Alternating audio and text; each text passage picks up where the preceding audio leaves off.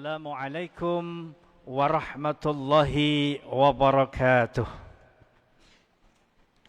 Bismillahirrahmanirrahim. Innal hamdalillah nahmaduhu wa nasta'inuhu wa nastaghfiruh. Wa na'udzu billahi min sururi anfusina wa min sayyiati a'malina. May yahdihillahu fala mudilla lahu wa may yudlilhu fala hadiyalah. Asyhadu an la ilaha illallah wahdahu la syarikalah wa asyhadu anna Muhammadan abduhu wa rasuluh alladzi la nabiyya ba'dah. Allahumma shalli wa sallim ala sayyidina wa maulana Muhammadin wa ala alihi wa sahbihi ajma'in, amma ba'du. Para pemirsa yang dirahmati Allah, jumpa kembali bersama saya dalam acara Joyful Ramadan Mubarak 1447 Hijriah. Izinkan pada kesempatan kali ini saya akan menjelaskan tentang 4 golongan yang dirindukan surga. Siapa saja 4 golongan yang dirindukan surga? Rindunya surga kepada 4 golongan ini ibarat seorang pemuda yang sedang dilanda kasmaran, rindu ingin bertemu dengan orang yang dirindukannya.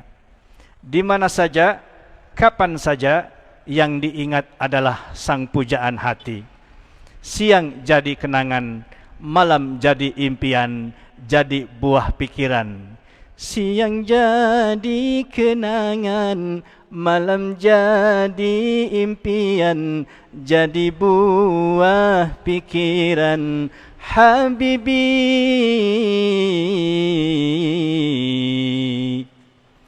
Begitu juga surga. Surga selalu merindukan 4 golongan. Padahal kalau kita tanya setiap orang, pasti ingin masuk surga. Walaupun dia seorang penjahat yang suka maksiat sekalipun, tapi ingat firman Allah Subhanahu wa taala dalam Al-Qur'an, Al-jannatu u'iddat lil muttaqin. Surga disediakan untuk orang-orang yang bertakwa.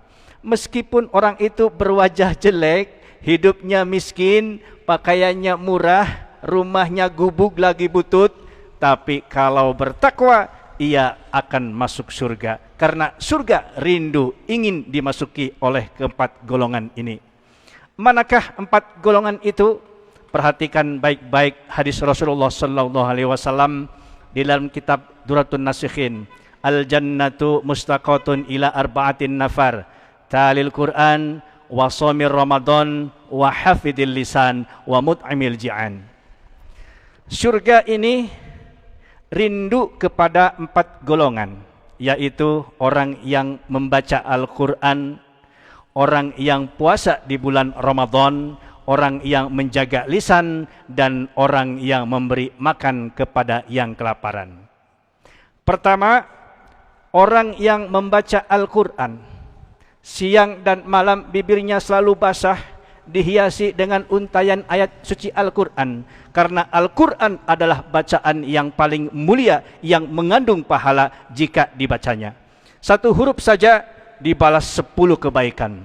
Apalagi 1 ayat, 1 surat, 1 juz, bahkan 1 Al-Quran yang berjumlah 30 juz, 114 surat, 6.666 ayat, 86.430 kata, 323.760 huruf. Demikian menurut Profesor Dr. Hasbi As-Siddiqi dalam kajian tafsir Al-Qur'aniyahnya.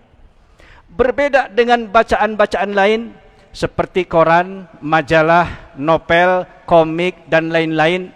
Walaupun kita baca 100 halaman, 1000 kata, tidak akan mendapatkan pahala, paling juga dapat informasi dan pengetahuan saja. Kedua, orang yang berpuasa di bulan Ramadan. Puasa adalah kewajiban bagi kita selaku umat muslim. Kalau tidak berpuasa, kita akan mendapatkan dosa. Kalau berpuasa, mendapat pahala dan dirindukan oleh surganya Allah. Bahkan dosa yang telah lalu akan diampuni oleh Allah Subhanahu wa taala. Sebagaimana hadis Rasulullah sallallahu alaihi wasallam dalam kitab Sahih Bukhari, "Man shoma Ramadhana imanan wa ihtisaban, ghufirallahu ma taqaddama min dzambi." Rawahu Bukhari Muslim.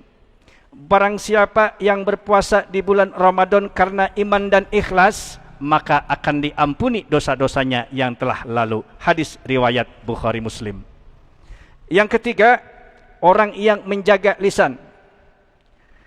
Walaupun lisan ini daging empuk yang tak bertulang, tapi bahayanya lebih tajam daripada pedang. Sebagaimana ungkapan pujangga Arab, waqad yurji li jarri sayfi bur'un wala bur'un liman jarahal lisan. Kalau luka karena pedang mudah untuk diobati, tapi kalau luka karena lisan, mau kemana obat hendak dicari. Banyak keluarga yang berantakan, banyak kawan yang menjadi lawan, banyak saudara menjadi musuh karena lisan tidak dijaga. Banyak pula terjadi perkelahian, pertentangan, tawuran, bahkan peperangan karena lisan tidak dipelihara. Oleh karena itu, marilah Bapak, Ibu hadirin, serta saudaraku semua, seakidah dan sekeyakinan, untuk bersama-sama menjaga lisan kita. Jangan sampai mengeluarkan kata-kata yang menyakitkan, mengecewakan, menyinggung, dan melukai perasaan orang lain.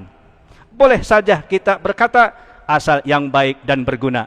Kalau tidak berguna, lebih baik diam 1000 bahasa.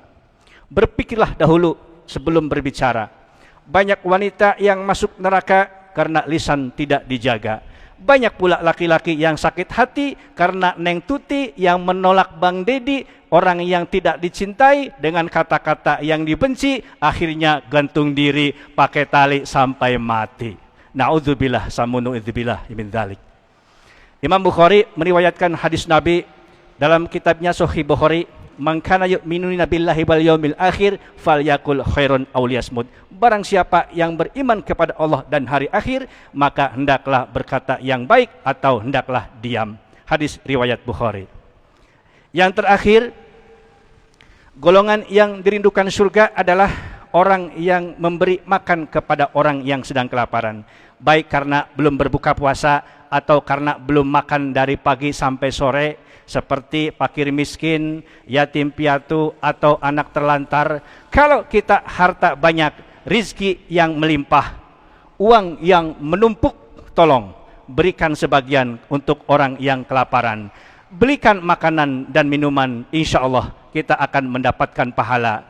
Sebagaimana hadis yang diriwayatkan oleh Imam Tirmidzi yang dikatakan bahwa orang yang memberi makan atau minum meskipun hanya seteguk air dan sebutir korma untuk orang yang berpuasa, maka pahalanya sama dengan orang yang puasa itu, tidak dikurangi sedikit pun, juga nantinya akan dirindukan oleh surganya Allah.